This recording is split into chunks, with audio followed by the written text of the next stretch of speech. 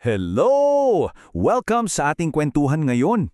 Pag-uusapan natin ang isang kwento tungkol sa isang ama, isang anak at isang pagsubok na talagang tumatak sa kasaysayan. Ito yung kwento ng pananampalataya na sinubok hanggang sa sukdulan. Pero bago yan, isipin muna natin, ano kaya yung pinakamahirap na pangako na hintay mong matupad? Yung tipong parang, naku, imposible na yata to, pero kailangan mo pa ring maniwala at kumapit. Kasi dyan mismo nagsisimula ang paglalakbay ni Abraham. So, dito na nga pumapasok si Abraham.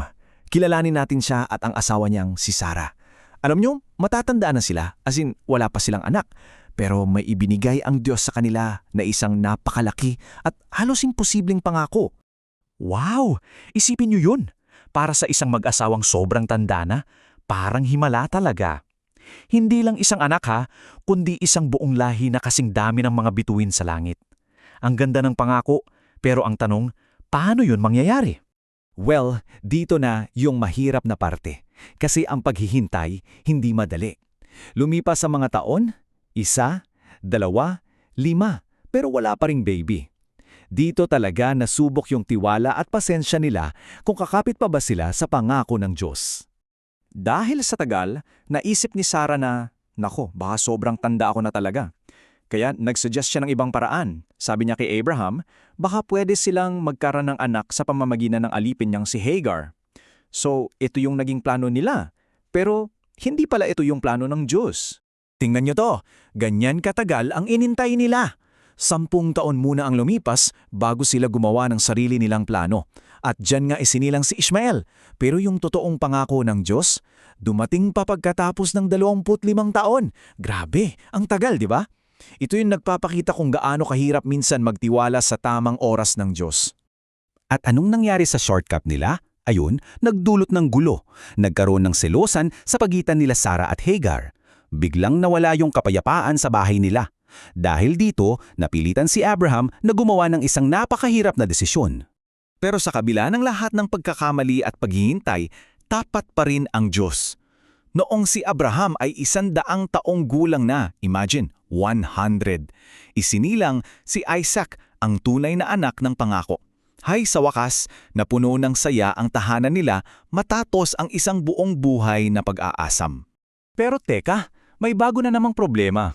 Nung lumalaki na sila, naging magulo ang pagsasama ng dalawang magkapatid. Tinukso ni Ishmael si Isaac at nakita yun ni Sarah. Siyempre, bilang ina, nagalit siya at hiniling niyang paalisin na sila. Sobrang sakit nito para kay Abraham, pero sinunod niya ang gabay ng Diyos para manumbalik ang kapayapaan sa pamilya. Okay, so ngayon, para maayos na ang lahat, di ba? Kasama na niya yung anak na pinakahihintay niya. Pero dito, hinarap ni Abraham ang isang pagsubok na higit pa sa lahat. Isang pagsubok na hindi mo talaga aakalain. Ito yung nakakagimbal na utos ng Diyos. Yung mga salitang yan, siguradong parang pinunit yung puso ni Abraham. Ang sarili niyang anak, yung himalang ipinagkaloob sa kanya, kailangan niyang isakripisyo? Grabe! Isipin niyo, yung 3 araw na paglalakbay na yon. Walang imikan, puno ng paghihirap. Bawat hakbang ni Abraham, tiyak na napakabigat, pero tuloy pa rin siya sa pagsunod. At dito, yung isa sa pinakamabigat na sandali, yung inosenteng tanong ni Isaac. Bilang isang ama, paano mo sasagutin yung ganitong tanong kung alam mo kung ano yung nakatakdang mangyari? Ang sakit nun. Pero yung sagot ni Abraham, dito mo makikita, kahanga-hanga. Sa kabila ng lahat, ipinakita niya yung buo niyang tiwala. Kahit sa pinakamadilim na sandaling to, kumapit pa rin siya sa pananampalataya na ang Diyos ang bahala, na siya ang maglalaan. At ngayon, narating na nila ang tuktok ng bundok.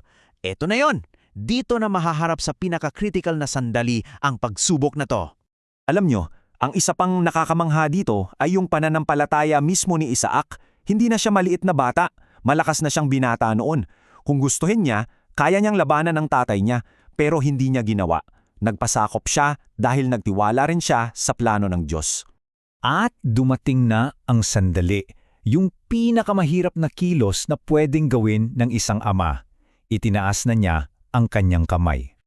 At bigla, sa isang iglap, may anghel na pumigil sa kanya. Wag! Tapos na ang pagsubok. Pinatunayan ni Abraham ang pananampalataya niya sa paraang walang kapantay. Nakahinga na siya ng maluwag. At nang tumingin-tingin si Abraham sa paligid, may nakita siyang isang tupa. Eksakto sa sandaling kailangan na kailangan niya, naglaan ng Diyos ng kapalit. Nagbigay siya ng handog. At dahil sa himalang iyon, pinangalanan ni Abraham ang lugar na iyon na Jehovah Jireh. Ito ay isang pangalan na magpapaalala sa lahat na ang ibig sabihin ay ang Panginoon ay maglalaan. Yan ang pinakadakilang aral ng buong paglalakbay nila. Dahil sa sukdulang pagsunod ni Abraham, hindi lang tinupad ng Diyos ang pangako niya, mas pinagtibay pa niya ito. Sinabi niya na ang lahi ni Abraham ay magiging kasindami ng mga bituin sa langit at ng buhangin sa dagat. Wow! At ito na yung tanong na iniiwan sa atin ng kwento. Tapos na yung paglalakbay ni Abraham sa bundok Moriah, pero paano naman tayo?